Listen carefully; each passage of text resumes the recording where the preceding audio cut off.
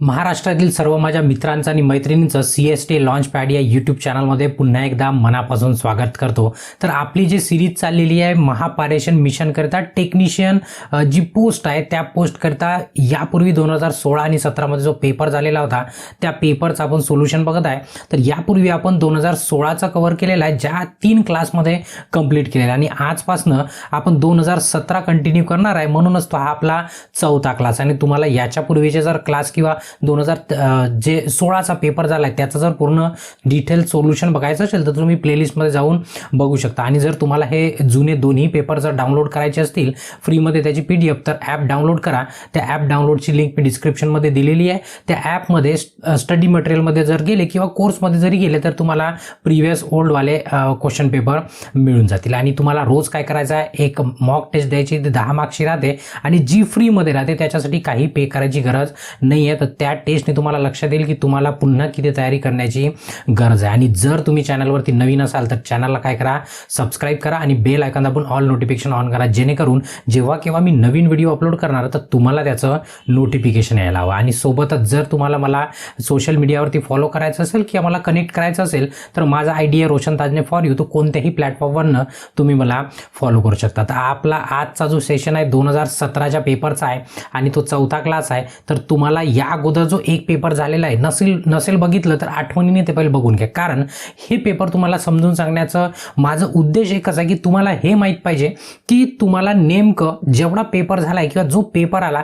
त्याच्यातले कोणते कोणते पार्ट समजायला कठीण आहे, कोणते कोणते पार्ट समजायला सोपे आहे, कोणते पार्ट तुम्हाला माहीत आहे, पार्ट म्हणजे ते टॉपिक, आणि कोणते पार्ट तुम्हाला माहीत नाही आहे. तुमच्याजवळ मी पहिले पण सुरुवातीला सांगितलं की तुम्हाला एक स्वतःचा नोटबुक तयार करायचा आहे आणि त्याच्यावरती पहिल्याच पेजवरती लिहून ठेवून द्या की मला या टॉपिकमध्ये जास्त अडचणी आहे, या टॉपिकमध्ये मला प्रॉब्लेम आहे, जेणेकरून जेव्हा तुम्ही पूर्ण अभ्यास कराल तर तुमच्या लक्षात येईल नेमका आपण कोणता पार्ट आपला मिस होत आहे, कोणता पार्ट आपला कमजोर आहे. हे सर्व स्वतःचं ॲनालिसिस तुम्हाला स्वतः करावं लागेल, कारण हे जे ॲनालिसिस आहे ते प्रत्येक व्यक्तीचं काय राहील, वेगळं राहील. म्हणून मी प्रत्येकाला सांगितलं होतं आणि क्लासमध्ये पण सांगितलं आहे की स्वतःचे नोट्स स्वतः तयार करा, कारण एकाला जो प्रॉब्लेम आहे तो दुसऱ्याला राहील असं काही आवश्यक नाही आहे, असं काही गरजेचं नाही. कारण एखादी वस्तू जर मला पाठ असणार तर ती तुम्हालाही पाठ आहे असं काही जरुरी नाही आहे. म्हणून स्वतःचे नोट्स स्वतः तयार करा, स्वतःचा अभ्यास स्वतः तयार करा, दुसऱ्याच्या नादी लागण्यात काही अर्थ नाही. आणि एक इन्फॉर्मेशन तुमच्यासाठी, जर तुमची तयारी किती झाली आहे तुमच्या लक्षात आहे आणि तुमची अभ्यास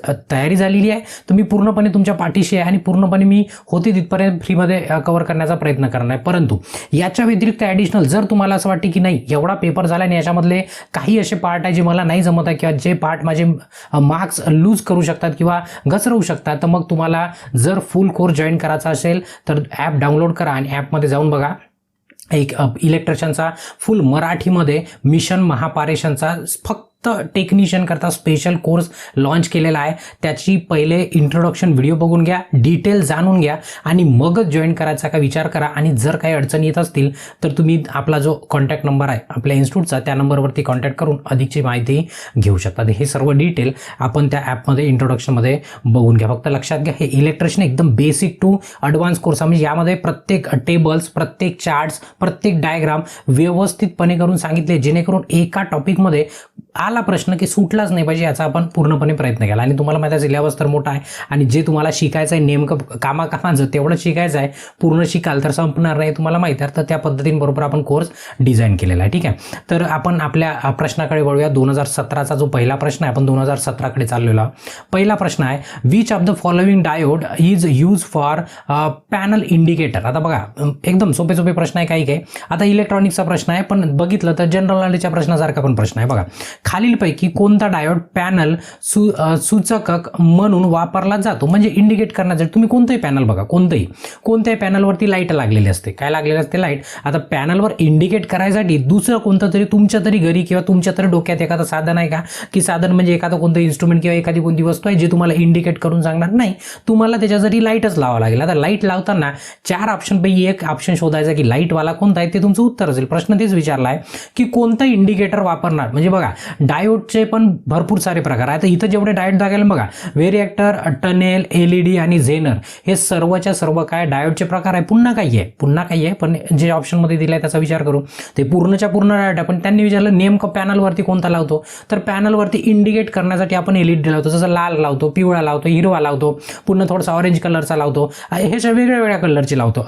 काय लावतो, लाईट लावतो. तर मग त्याला याच्यापैकी कोणत्या डायोड लावू शकतो, तर आपल्याजवळ एक डायोड आहे बघा, LED म्हणजे इथे D लिहिला आहे. D म्हणजे काय, तो डायोड आहे. त्याला कधी कधी याचा LEDचा लॉंग फॉर्म पण विचारतो. बेसिक आहे म्हणजेच काय, LED म्हणजेच लाईट इमिटिंग डायोड असं त्याचा फुल फॉर्म आहे. तर तेच तो पण एक डायोड आहे. तर तो डायोड काय करतो, लाईट देतो बाहेर, म्हणजे प्रकाश उत्सर्जित करतो, तो त्याला LED म्हणतो आपण. इलेक्ट्रॉनिक्स हा डायोडचा एक प्रकारचा. तर तेच विचारलं होतं की कोणता डायोड इंडिकेटर म्हणून वापरतो, तो आपण LED वापरतो. तर LEDचे वेगवेगळे कलर राहते. आता त्याच्यामध्ये पण खेळ आहे की हा एक सेमीकंडक्टरच आहे, सेमीकंडक्टरचा वापर करूनच याला बनवला आहे. तर मग त्याचे जे वेगवेगळे कलर आहे, आपल्या होळीचा कलर किंवा घरच्या हळदी कुंकवाचा कलर टाकून आपण त्याला कलर देत नाही. त्याच्यामध्ये प्रत्येक सेमीकंडक्टरमध्ये म्हणजे बनवताना त्याच्यामध्ये वेगळा एक मटेरियल वापरला जातो, मेटल वापरला जातो.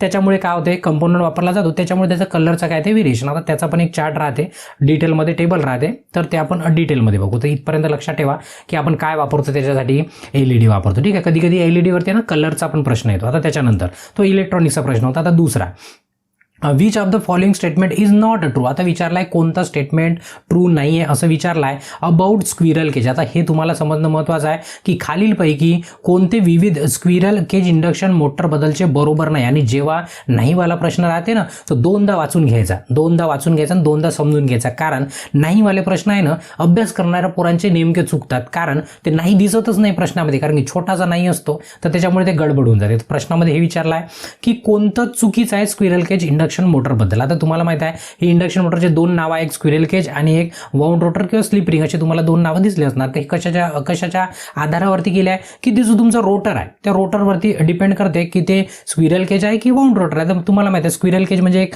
असा सॉलिड सिलेंडर सारखा राहतो, सॉलिड जसं आपला बेल आहे तशा प्रकारचं समजा, किंवा एक सॉलिड सिलेंडर राहतो, त्याच्यामध्ये वाइंडिंगचं वगैरे काम नाही, किंवा वाइंडिंग राहिली तर ते शॉर्ट सर्किट क्लोज केलेलं राहते, ते रॉडच्या फॉर्ममध्ये राहते, त्याला आपण स्क्विरल केज म्हणतो. दुसरी राहते एक स्लिप रिंग वाली, ज्याच्यामध्ये वाइंडिंग केलेली राहते आणि ती वाइंडिंग बाहेर स्लिप रिंग सोबत लावलेली राहते, बाहेर त्याला स्लिप रिंग लावलेली राहते. इंडक्शन मोटरमध्ये जसं आपलं DC मोटरमध्ये कम्युटेटर लावलेलं राहते, सेम तसं AC मध्ये कम्युटेटर म्हणजेच काय, त्याला स्प्लिट रिंग म्हणतो DC मध्ये, आणि AC मध्ये त्याला स्लिप रिंग म्हणतो. हे असे थोडेसे दोन शब्द सारखे वाटतात, पण हे लक्षात ठेवायचे, हे लक्षात येईल तुमच्या हळूहळू अभ्यास करता. ठीक आहे. तर कोणतं चुकीचं आहे असं विचारलंय, नॉट ट्रू. चुकीचं आहे म्हणजे कोणतं खरं नाहीये, म्हणजेच कोणतं चुकीचं आहे. दोघांचा अर्थ एकच होतो, थोडंसं कन्फ्युज होऊ नका. ठीक आहे. आता एक पॉईंट मी वाचून घेतो. 4 पॉईंट दिलेले आहे आणि आजकाल आहे ना अशा प्रश्नाचा ट्रेंड चाललेला आहे. म्हणजे एका प्रश्नामध्ये काय करतात, म्हणजे डिफिकल्टी लेवल वाढवायसाठी एका प्रश्नात 2 प्रश्न टाकून देतात, मग सांगा की याच्यापैकी कोणते 2 बरोबर आहे. आता इथं तर ठीक आहे, याच्यामध्ये 4ही प्रश्न मशीनचेच दिलेला आहे, 4ही पॉईंट मशीनचे दिलेला, पण कधी कधी काय होते, एक इलेक्ट्रॉनिक्सचा देतो आणि एक मशीनचा देतो, मग घ्या गोंधळ करून. कारण जर तुम्हाला दोन्ही येत असेल तर तुम्ही त्याला सोडवाल, नाही येत असेल तर डोक्यावर हात मारायचा आणि नेक्स्ट वाला क्वेश्चन घेऊन घ्यायचा, मग त्याच्यावरती काही उपाय नाही राहील. तर आता सध्या इथं मशीन दिलेलं आहे, आपण बघू. It is less efficient than slip ring induction motor. आता तुम्हाला हे थोडंसं शॉर्टमध्ये पहिले एक पॉईंट सांगून देतो की स्लिप रिंग इंडक्शन मोटर कधी पण चांगली, स्लिप रिंग नाही, आपली स्क्विरल केज इंडक्शन मोटर कधी पण चांगली, त्याची इफिशियन्सी पण जास्त, त्याचा लॉस पण कमी, त्याचा मेंटेनन्स पण कमी, म्हणजे सर्व काही स्क्विरल केज इंडक्शन मोटरचं चांगलं आहे. कोणापेक्षा, स्लिप रिंगपेक्षा. हे तुम्ही डोक्यामध्ये मी सांगितलेलं सेंटेन्स सेट करा. आता बघा, इट इज लेस इफिशियंट, सरळ इथं काय म्हणताय, हे लेस इफिशियंट आहे म्हणताय slip ring than slip ring induction मोटरपेक्षा, म्हणजे स्लिप रिंगपेक्षा का ना हे फायदेशीर नाही आहे. म्हणजे हे तर सरासर चूक झालं, मी आता सांगितलं एक सेंटेन्स की हे तर चांगलं आहे, पण इथं उलटं म्हणताय आपल्या. तर तेच विचारलं कोणतं खरं नाही आहे. इथं बघितलं स्लिप रिंग रोटर इंडक्शनपेक्षा कमी कार्यक्षम आहे, तर हे पूर्णपणे हा पॉईंट काय आहे, चुकीचा आहे, कारण हे उलटा पॉईंट दिलेला आहे. आपल्याला तेच विचारलं चुकीचा कोणता आहे, पण पुन्हा 3 पॉईंट आपल्याकडे समोर वाचून घ्या आपण फटाफट. इट रिक्वायर्ड लेस मेंटेनन्स, बिलकुल याला लेस मेंटेनन्स पाहिजे, कशाला, दॅन स्लिप रिंगपेक्षा जे आपली स्क्विरल केज इंडक्शन मोटर त्याला लेस मेंटेनन्स लागते. बिलकुल चांगली गोष्ट आहे, चांगली गोष्ट म्हणजे बिलकुल बरोबर गोष्ट आहे. तर या मराठीमध्ये वाचत नाही, आता एवढा वाचायला वेळ लागणार, तर मी मराठीमध्ये एक्सप्लेन केलेला आहे. ठीक आहे. त्याच्यानंतर it is cheaper in cost, बिलकुल स्लिप रिंग इंडक्शन मोटरपेक्षा काय स्क्विरल केज चीप आहे. चीप म्हणजे स्वस्ती. का बरं स्वस्ती आहे, कारण त्याच्यामध्ये स्लिप रिंग लावलेल्या नाही राहत, मग मेंटेनन्स कमी, ब्रश नाही राहत, त्याच्यामध्ये स्लिप रिंग नाही राहत, तर ऑब्वियसली गोष्ट आहे जेवढ्या वस्तू कमी लागलेल्या राहील तेवढा काय राहील त्याची प्राइस कमी राहील. तर हे पण पॉईंट बिलकुल आपला बरोबर आहे. त्याच्यानंतर लो स्टार्टिंग टॉर्क बिलकुल बरोबर आहे. याचा low starting torque than slip ring induction motor. Slip ring induction मोटरपेक्षा त्याचा टॉर्क कमी असतो. टॉर्क म्हणजे जे कार्यशक्ती असते त्याची फिरण्याची कमी असतो, कारण जेवढा रेजिस्टन्स तुम्ही ॲड करू शका रोटरमध्ये तेवढा त्याचा रेजिस्टन्स काय होते, तेवढा टॉर्क त्याचा काय होतो, वाढतो. हे सर्व ॲडजस्ट करू शकतो आपण स्लिप रिंगमध्ये, पण स्क्विरल केजमध्ये हे सर्व आपल्याला करता येत नाही. म्हणून हाही दिलेला पॉईंट काय बिलकुल बरोबर आहे. म्हणजे चुकला फक्त कोणता, पहिलाच पॉईंट. तर मग ओनली 1 वाला ऑप्शन आपला बरोबर राहील, दुसरावाला. कारण हेच विचारलं होतं की कोणता खरा नाही आहे, तर हा पहिलावाला पॉईंट बिलकुल खरा नाही आहे, म्हणजे दुसरं उत्तर काय आपलं बरोबर आहे. त्याच्यानंतर which of the following impurity is not a tetravalent. आता बघा टेट्राव्हॅलंट, ठीक आहे. याच्या पहिले मी तुम्हाला मराठीत वाचून घेऊ. खालीलपैकी कोणती अशुद्धी टेट्राव्हॅलंट नाही. आता बघा, तुम्ही याला मराठीत शोधायचा प्रयत्न केला, कधी कधी पेपरमध्ये होते टेट्राव्हॅलंटला पण मराठी शब्द देऊन देतात. तर तुम्हाला हे माहीत पाहिजे, मी तुम्हाला पहिले सांगितलं मोनो. आता पहिले म्हणजे मोनो वर्ड नाही सांगितला, पण एक मोनो वर्ड आहे. मोनो म्हणजे एक होते, लक्षात ठेवा. डाय म्हणजे तुम्हाला डाय सांगितलं, डाय म्हणजे 2 होते. त्याच्यानंतर डाय म्हणजे 2, बरोबर, डाय म्हणजे 2 आणि युनी म्हणजे 1 होते. मोनो किंवा त्याला काय म्हटलं जाते, युनी म्हटलं जाते, म्हणजे 1 होते. डाय म्हणजे 2, ट्राय म्हणजे 3 आणि टेट्रा म्हणजे काय होते, पुन्हा समोर पण आहे, भला मोठा टेबल आहे, ठीक आहे. 10 पर्यंत पाठ करून ठेवून द्यायचं, तर मी सांगतो जशी गरज पडणार तशी. तर टेट्रा म्हणजे काय होते, 4. तर इथं विचारला आहे की इम्प्युरिटी. आता तुम्हाला माहिती आहे सेमी कंडक्टरमध्ये आता डिटेल नाही जात, पण तरी पण तुम्हाला सांगतो. सेमी कंडक्टर एक इंट्रेन्सिक असतात आणि एक एक्सट्रेन्सिक, म्हणजे एक ओरिजिनली सेमी कंडक्टर असतात ज्याच्या व्हॅलेन्समध्ये इलेक्ट्रॉन जे राहते ते 4 शिल्लक राहते. आणि 4 जो राहते बघा, 4च्या खाली गेला तर तो मेटलमध्ये जाते, आणि 4च्या समोर गेला की ते इन्सुलेटरकडे भागते, म्हणजे तो कॉन्स्टंट होऊन जातो, म्हणजे पूर्ण 0 जर झाले त्याच्यामध्ये तर 4, 3, 2, 1 आहे. तर 1 वाला एकदम सुपर कंडक्टर राहते, सुपर नाही म्हणता येईल आपल्याला, एक बेस्ट कंडक्टर राहतो आपला, ठीक आहे. तर जे ज्याच्याजवळ ज्याच्या लास्ट शेलमध्ये म्हणजे आखरी शेलमध्ये 4 इलेक्ट्रॉन आहे त्याला आपण सेमी कंडक्टर म्हणतो. तर सेमी कंडक्टर इथे बघितलं, जर्मेनियम आहे, सिलिकॉन आहे आणि कार्बन पण आहे. कार्बनच्या पण लास्ट शेलमध्ये 4 इलेक्ट्रॉन राहतात. तर आता बघा, इथं इम्प्युरिटी जे टाकतो आपण त्याच्या इथे इम्प्युरिटी टाकून मग आपण एम टाईप, पी टाईप असे सेमी कंडक्टर वेगळे वेगळे बनवतो. ते विचारला आहे कोणाचा टेट्राव्हॅलंट नाही आहे मध्ये, फॉलोइंग इम्प्युरिटी नॉट ए टेट्राव्हॅलंट. तर बघा, याच्यातही 4 आहे, याच्यातही 4 आहे, याच्यातही 4 आहे, पण ॲल्युमिनियममध्ये 4 राहत नाही. हे तुम्हाला चांगल्या पद्धतीने माहिती आहे. यापूर्वी पण आपण याविषयी बोललेलं मागच्या पेपरमध्ये, की त्याच्या आता तुमच्यासाठी मी प्रश्न सोडून देतो, कारण मी शिकवलेला आहे. मनातल्या मनात त्याचं उत्तर द्या की ॲल्युमिनियम, मी तुम्हाला कॉपर पण सांगितलं, ॲल्युमिनियम पण सांगितलं होतं, सिल्वर पण सांगितलं होतं. याच्या लास्ट सेलमध्ये किती इलेक्ट्रॉन शिल्लक राहतात ते तुम्हाला सांगायचं आहे मनातल्या मनात, मला सांगून काही फायदा नाही, ठीक आहे. तर म्हणून इथं टेट्राव्हॅलंट नाही आहे असं नॉट विचारलं होतं, म्हणजे याचं पहिलं उत्तर काय बिलकुल बरोबर आहे. त्याच्यानंतर विच ऑफ द फॉलोइंग, ठीक आहे ना, ॲल्युमिनियम त्याचं उत्तर होतं. त्याच्यानंतर which of the following is not A type of file. आता विचारला आहे फाईलचा टाईप कोणता नाही. आता फाईल म्हणजे कोणती, कागद ठेवायची फाईल का आपली, नाही. फाईल आपल्या जी वर्कशॉपमध्ये आपण वापरली, मग आता ते घासायसाठी असो कशावरती, म्हणजे धार लावायची असणार तुमच्या कैचीला, तुमच्या आपल्या सॉल म्हणजे ते आरी राहते ना त्याला, किंवा बरेचसे त्याचे काम असतात त्या फाईलचे, त्याला आपण फाईल म्हणतो. तर इथं विचारलं आहे खालीलपैकी कोणती फाईलचा प्रकार आहे. आता फाईलला कधी कधी ते रेती पण म्हटलं जाते. आता इथं रेती असा ऑप्शन वापरलेला नाही आहे, त्याच्यामुळे मी वारंवार तुम्हाला सांगतो की या पेपर काढणाऱ्यावर विश्वास ठेवायचा नाही. जे मी अंडरलाईन करत आहे किंवा असा गोल करत आहे ते शब्द होते तिथपर्यंत इंग्लिशमध्येच तुम्हाला पाठ करायचा. बाकीचा प्रश्न समजायची गरज नाही आहे, फक्त तेवढं समजून घेतलं की तुमचा प्रश्न तुमच्या लक्षात येईल, आणि माझ्यासोबत जर राहिले तर तुम्हाला फुल प्रॅक्टिस होऊन जाईल, कन्फ्युजनचं काही कारण नाही. आता बघा, एक स्क्वेअर फाईल राहते, बिलकुल तुम्ही बघितली असेल. एक फाईल स्क्वेअर पण राहते, फ्लॅट पण राहते, जी तुम्हाला रेक्टँगल दिसते, पण याला आपण फ्लॅट म्हणतो. काय म्हणतो, फ्लॅट म्हणजे अशी चपटी राहते. पण रेक्टँग्युलर नावाची अशी कोणतीच फाईल आहे, याचाच आकार रेक्टँग्युलर आहे, याचा आकार कसा आहे, रेक्टँग्युलरची फ्लाईट आहे, पण त्याचं नाव फ्लॅट फाईल ठेवलेलं आहे, रेक्टँगल फाईल ठेवलेलं नाही. आणि ट्रायंग्युलर पण फाईल राहते जी खूप कामाची आहे, कोपऱ्या कापऱ्यामध्ये घालायची, ती कामाची आहे, ठीक आहे. तर कोणती नाही आहे हेच विचारलं होतं, नॉट विचारलं होतं. जेव्हा नॉट म्हणतो तुम्ही, तुम्हाला पहिलेच सांगितलं प्रश्न 2दा वाचायचा नॉट म्हटलं की, कारण की याच्यामध्ये चुकायचा चान्स काय राहतो, जास्त राहतो. म्हणजे याचं तिसरं उत्तर काय बरोबर आहे. त्याच्यानंतर विच ऑफ द फॉलोइंग काय field around the earth electron to reduce the resistance of the earth. आता तुम्हाला हे विचारलं आहे, हे अर्थिंगचा प्रश्न आहे, ठीक आहे. अर्थ इलेक्ट्रॉन म्हणजे तुम्हाला माहिती आहे, अर्थिंग करताना आपण काय करतो, खड्डा खांदतो आणि त्याच्यामध्ये एक इलेक्ट्रॉन टाकतो. आता इलेक्ट्रॉन हा GI पण वापरतो, कधी आपण कॉपरचा वापरतो. कॉपर महाग आहे, GI काय स्वस्त, GI म्हणजे गॅल्वनाइज आयरन. कॉपरचा वापरला तर काय होते, तो पतला असला किंवा पातळ असला तरी काय हरकत नाही, कारण त्याची कंडक्टिव्हिटी काय राहते जास्त. GIचा असला की थोडासा जाडसर रंगाचा पाहिजे, म्हणजे जेणेकरून त्याच्यातनं करंट जास्त फ्लो झाला पाहिजे, त्याचा रेजिस्टन्स कमी झाला पाहिजे. आता याच्या अवतालभोवताल काय टाकतो ते तुम्हाला चांगल्या पद्धतीने माहीत आहे. चांगल्या पद्धती म्हणजे तुम्ही अभ्यास जरी नसेल केला तर जनरल नॉलेज प्रमाणे तुम्ही याचं उत्तर देऊ शकता. तर आपण काय करतो, साल्ट आणि कोल टाकतो, म्हणजेच मीठ आणि कोळसा टाकतो. हे जर तुम्हाला माहीत असेल, हे टाकल्याने ॲक्च्युअली ते आतमध्ये आता केमिकल कंपोजिशन होते, तेवढ्या आतमध्ये जाणार नाही. त्याच्याने काय होते, हे जे आपली माती आहे पूर्ण खाली, याचं रेजिस्टन्स काय होऊन जाते, कमी होते. रेजिस्टन्स कमी होईल तेव्हाच काय होईल, लिकेज झालेला करंट या अर्थमध्ये जाईल. म्हणजे जेणेकरून अर्थिंगचं काम हे कसं आहे, अर्थिंग कशासाठी, मेनली सेफ्टी करिता. कशा करता, सेफ्टी, म्हणजे जेणेकरून आपण बोट लावलं तर आपल्याला झटका लागला नाही पाहिजे, म्हणून आपण काय करतो, अर्थिंग लावतो. तर पुन्हा मराठीमध्ये पण वाचून घेऊ आपण. अर्थिंगचा प्रतिकारक कमी कर. प्रतिकारक म्हणजेच काय, तुमचा रेजिस्टन्स कमी करण्यासाठी खालीलपैकी काय अर्थ इलेक्ट्रॉनच्या भोवती भरतात.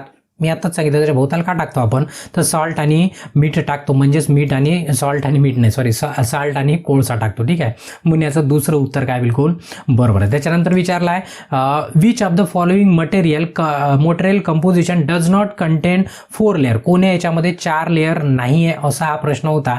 तर लक्षात ठेवा, डायॅक, ट्रायॅक आणि SCR हे तिघही काय बहीणभाऊ आहे. फक्त UGT काय बहीणभाऊ म्हणजे एकाच फॅमिलीचे, एकाच घरात राहते, ते एकाच सोबतच राहतात त्यांनी. तर त्याच्यामुळे त्यांच्यामध्ये लेअर किती इथं विचारला आहे, नॉट कंटेन 4 लेअर. कोणामध्ये 4 लेअर नाही आहे असं विचारलं आहे.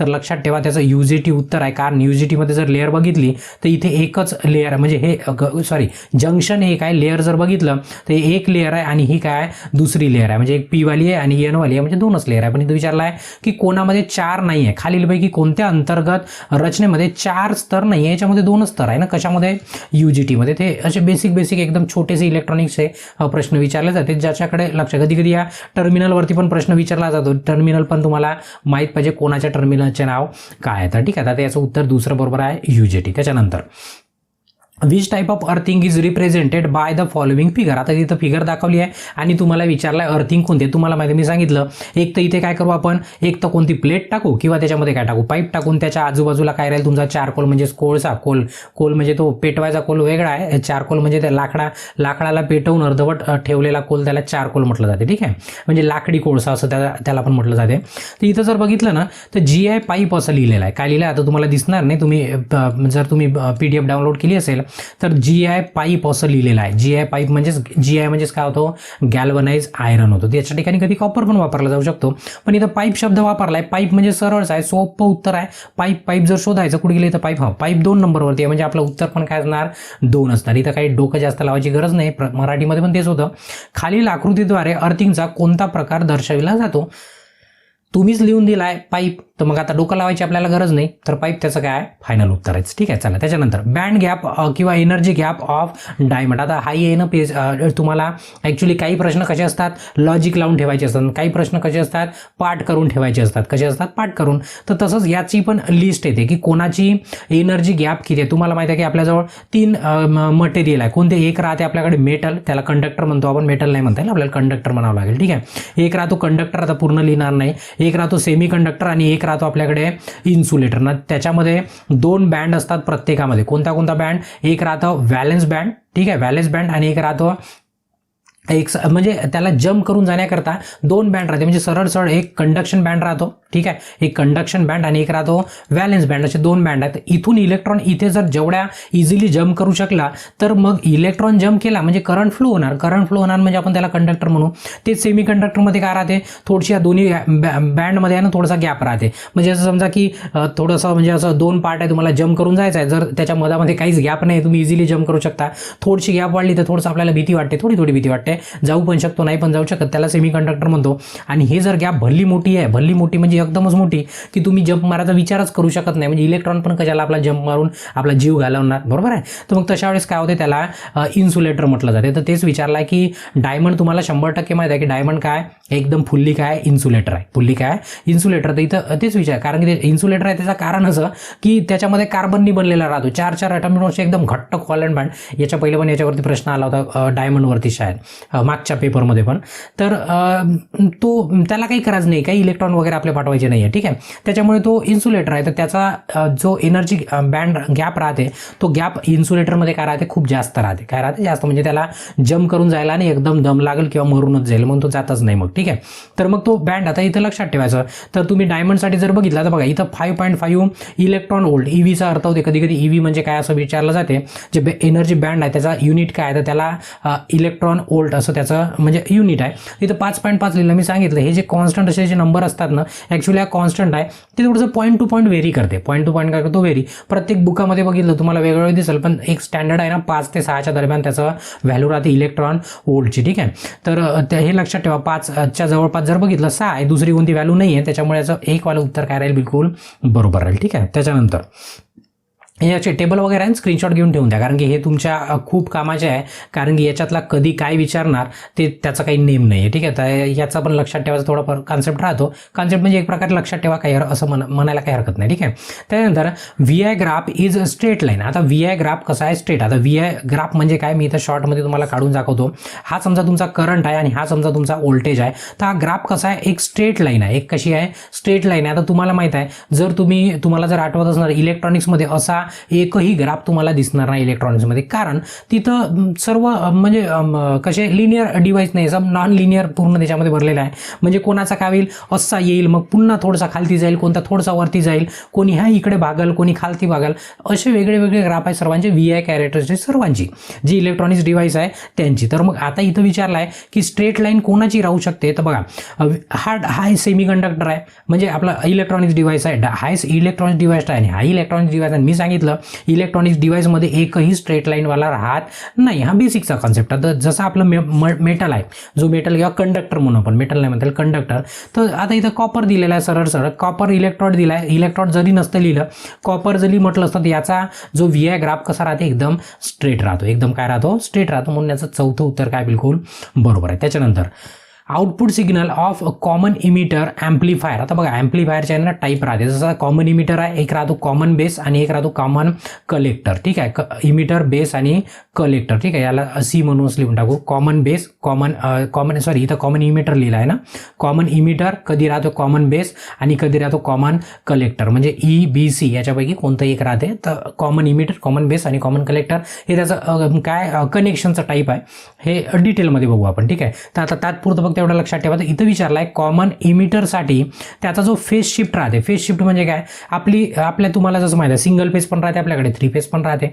तर 3 पेज आणि सिंगल पेजमध्ये काय फरक आहे, की सिंगल पेजमध्ये तुम्ही 3ही जरी वायर लावले तरी त्यांची फेज काय राहील, एक फेज राहील, म्हणजे इन फेज राहते, म्हणजे सोबत राहते. म्हणजे त्यांचा वेव्ह फॉर्म तुम्ही 100ही वायर जर जोडले सिंगल पेजला, तर प्रत्येकाचा वेव्ह फॉर्म 0 पासून सुरू होईल, इथं 180 राहील आणि इकडे काय राहील तुमचा 360 राहील. तर बरोबर सर्वांचे वेव्हफॉर्म असे राहील. पण 3 फेजमध्ये जर तुम्ही 3 वायरमधलं जर वेव्हफॉर्म बघितलं, तर प्रत्येकामध्ये 120 डिग्रीचा डिफरन्स राहते. त्यालाच आपण फेज शिफ्ट म्हणतो. काय म्हणतो, फेज शिफ्ट. तर इथं विचारलं आहे की कॉमन इमिटरमध्ये out of phase with the input signal, म्हणजे जर तुम्ही इनपुट दिला तर तुम्हाला आउटपुटमध्ये काय मिळेल. म्हणजे समजा की हा वेव्हफॉर्म इनपुटचा आहे, तर तुम्हाला आउटपुटमध्ये काय मिळेल, जर तुम्ही कॉमन इमिटरमध्ये जर तुमचं लावलं आहे, म्हणजे ट्रान्झिस्टर तुमचं काय लावलं आहे तुम्ही कॉमन इमिटरमध्ये, बेस पण राहू शकते, कलेक्टर, सर्वांचा टेबल वेगळा वेगळा आहे.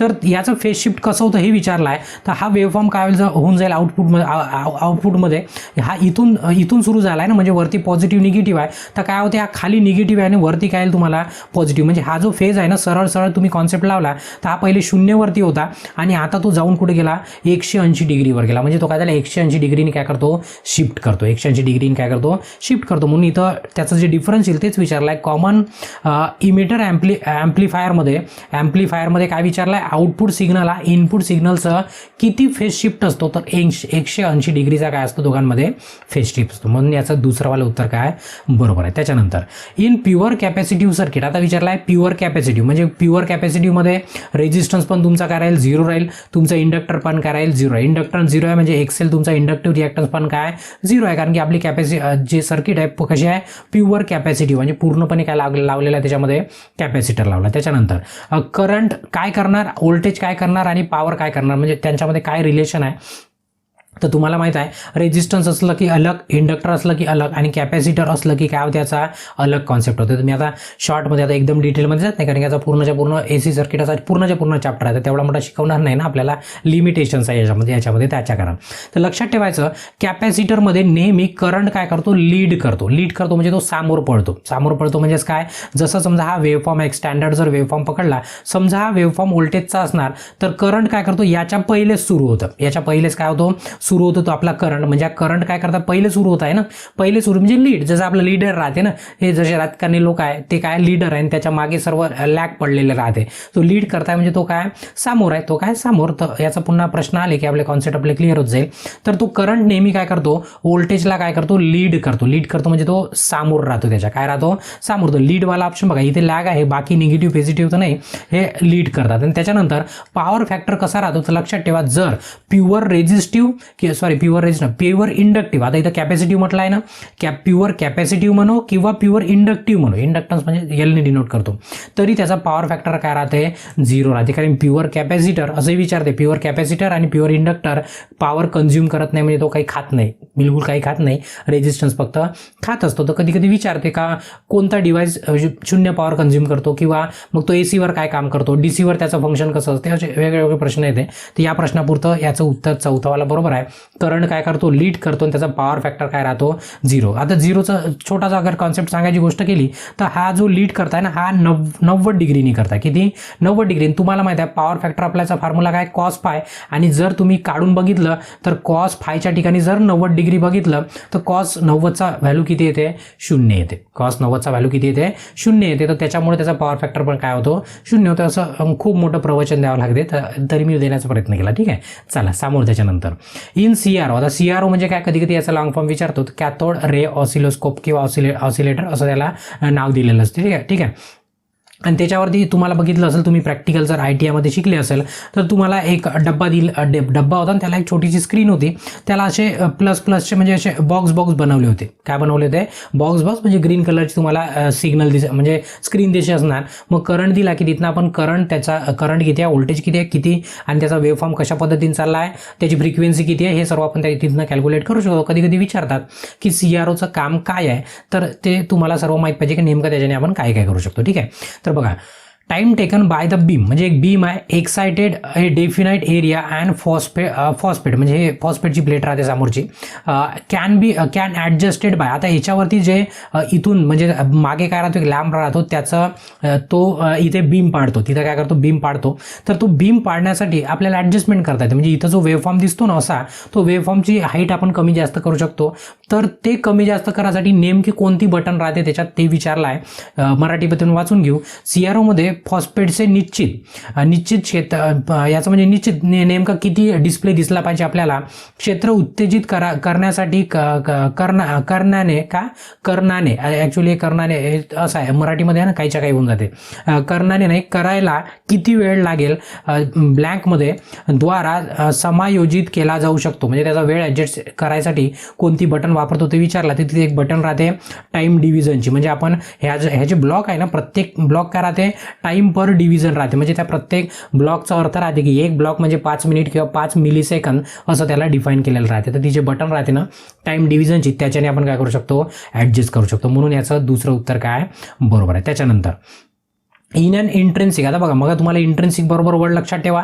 इंट्रेन्सिक ज्याला आंतरिक म्हटलं आहे, सेमीकंडक्टर ब्लँक आहे, contribute towards the electrical conductivity. आता इथं असा प्रश्न विचारला आहे की सेमीकंडक्टर 2 राहते, सरळ एक प्युअर राहते आणि एक काय राहते, इम्प्युअर राहते. तर इम्प्युअरमध्ये काय, मग आपण त्याच्यामध्ये इम्प्युरिटी टाकतो, कोणती, एक तर ट्रायव्हॅलंट टाकू किंवा पेंटाव्हॅलंट टाकू, आपण आपल्या मतलबानुसार त्याला ॲडजस्ट करतो सेमीकंडक्टरला. आणि प्युअर म्हणजे काय, तुमचा जर्मेनियम झाला, सिलिकॉन झाला, हा काय एकदम प्युअर आहे, मग त्याच्यात आपण डोपिंग करतो, त्या प्रोसेसला डोपिंग म्हणतो. असं ते बेसिक्स आहे, तुम्हाला हे सर्व माहीत असेल. जर अभ्यास करत असाल तर, नसेल तर आता तुम्ही अभ्यासाला लागून जा, कारण तुमच्या लक्षात येत आहे की नेमकं आपल्याला काय माहीत नाही आहे. ठीक आहे. तर बघा, semiconductor contribute towards the electrical conductivity. आता हे विचारलं जे इंट्रेन्सिक आहे, म्हणजे सरळ प्युअर किंवा ओरिजिनल वाले म्हणून. जे ओरिजिनल आहे त्याच्यामध्ये करंट जो फ्लो होतो तो कोणाच्या सहाय्याने होतो, तर काय होते, जे ओरिजिनल आहे त्याच्यामध्ये एक होल म्हणतो आपण त्याला, जे पॉझिटिव्ह चार्ज कन्सिडर करतो आणि एक राहते इलेक्ट्रॉन ज्याला निगेटिव्ह चार्ज कन्सिडर करतो.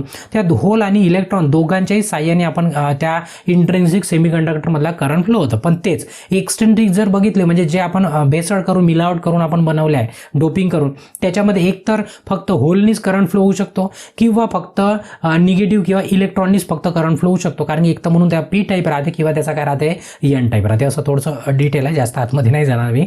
ठीक आहे, तर या दोन्ही पण म्हणजे इंट्रिन्सिक जर सेमीकंडक्टर राहिला तर दोन्ही इलेक्ट्रॉन आणि होल दोघांच्या साह्याने करंट काय होतो फ्लो होतो. म्हणून याचं पहिलं उत्तर काय आहे बिलकुल बरोबर आहे. ठीक आहे, त्याच्यानंतर in a concealed wiring system a saddle is established at approximately what distance from the switch board. आता सॅडल मी इथे इमेज दाखवली आहे पण जास्त तुम्हाला एक्सप्लेन करायची मला गरज पडणार नाही. ठीक आहे, कन्सिल्ड वायरिंग पद्धतीमध्ये स्विच बॉक्स पासून सॅडल अंदाजे किती अंतरावर लावली असते. आता स्विच बॉक्स म्हणजे काय की तुमचा स्विच बॉक्स आहे, इथं तुमच्या बटन लागलेला आहे आणि हा तुमचा कंड्यूट गेलेला असतो. आता त्याला काय करायचं आहे, कंड्यूट तर काही हवेमध्ये राहणार नाही, तुम्ही काही फेविकॉलने चिपकवणार नाही आहे, तर त्याला पकडायसाठी आहे ना सॅडल लागते. सॅडल अशा प्रकारची असते. तर पहिली जे सॅडल आहे तो किती दूर लावाल, साहजिकची गोष्ट आहे. या बोर्डमधून आत्ता आपला पाईप निघलाय बाहेर, तर एकदम दूर लावणार तर ते पडून जाईल ना. तर ते त्याचे कसे आहे पूर्ण एक स्टँडर्ड मापिंग दिलेलं आहे. आता ॲक्च्युली आपण याला फॉलो करत नाही आपल्या रिअल लाईफमध्ये, पण कसं पुस्तकामध्ये दिलं आहे नियमानुसार एवढं राहायला पाहिजे, तर होती तिथपर्यंत आपण नियम तर तोडायचाच प्रयत्न करतो.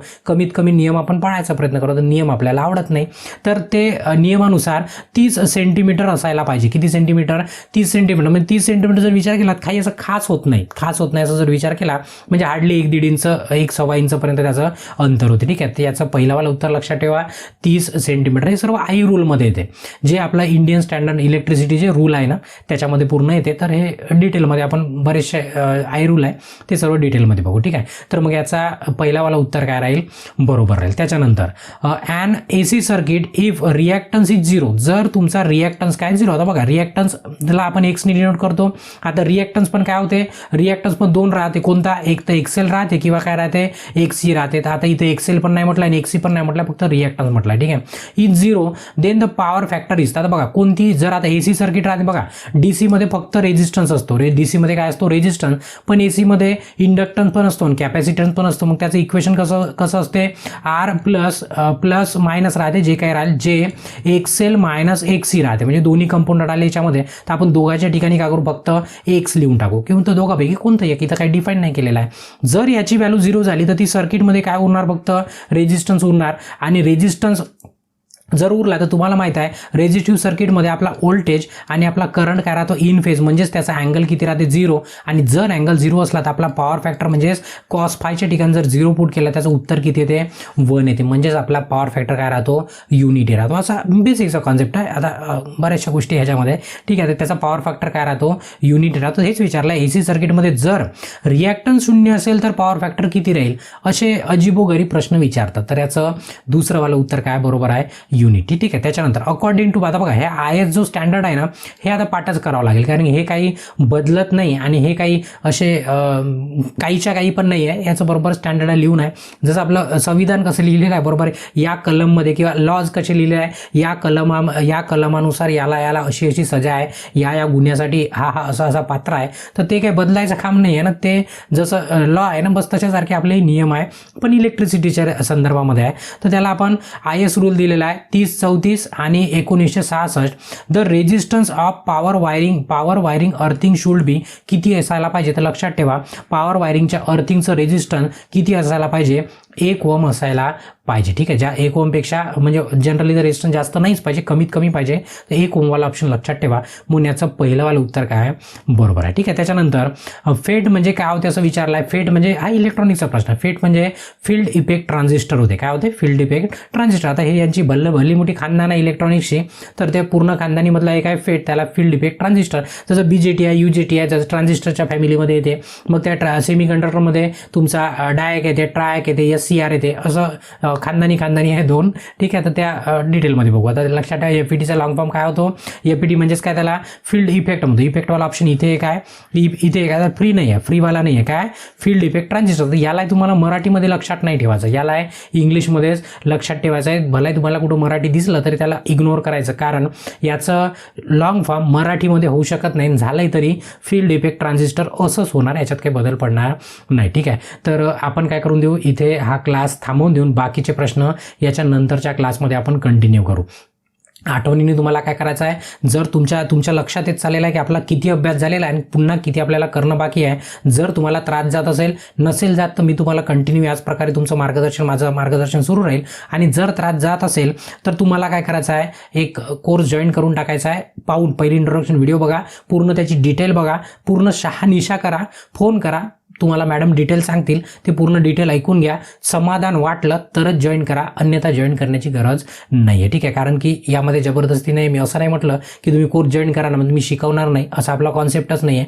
ज्यांना अडचण आहे, कारण कसं प्रत्येक गोष्ट पायाभूत मी क्लासमध्ये सांगू शकत नाही, कारण तसं जर सांगितलं तर जे अभ्यास करणारे मुलं आहे त्यांना ते बोर व्हायला लागते, कारण की असं वाटतं अरे सर काय पानसट करत आहे. ठीक आहे, त्याच्यामुळे ते तशा पद्धतीने एकदम खालवरतं एकदम प्रत्येकच गोष्ट खालतून सुरू करू नाही शकत. त्याच्यासाठी तुम्हाला बऱ्याचशा गोष्टी माहीत पाहिजे, आणि माहीत करायसाठी एकतर तुम्ही अभ्यास करा किंवा माझ्याकडनं तुम्ही करवून घ्या. 2 गोष्टी तुमच्याकडे आहे, दोघांपैकी तुम्ही कोणताही ऑप्शन वापरू शकता. फक्त एवढं लक्षात ठेवा, कष्ट तुम्हालाच करायचं आहे, मी फक्त तुम्हाला मार्ग दाखवू शकतो. ठीक आहे, तर इथे या क्लासला आपण थांबवून देऊ आणि ब्रेक घेऊ. तत्पूर्वी तुम्हाला काय करायचं आहे, जर हा क्लास आवडला असेल तर आठवणीने याला लाईक करा आणि तुमच्या जास्तीत जास्त मित्रांपर्यंत काय करा, शेअर करा. आणि जर तुमच्या मनामध्ये काही प्रश्न असतील तर आठवणीने काय करा, कमेंट करा. आणि जर अजूनपर्यंत तुम्ही चॅनलला सबस्क्राईब नसेल केलं तर चॅनलला पण सबस्क्राईब करा.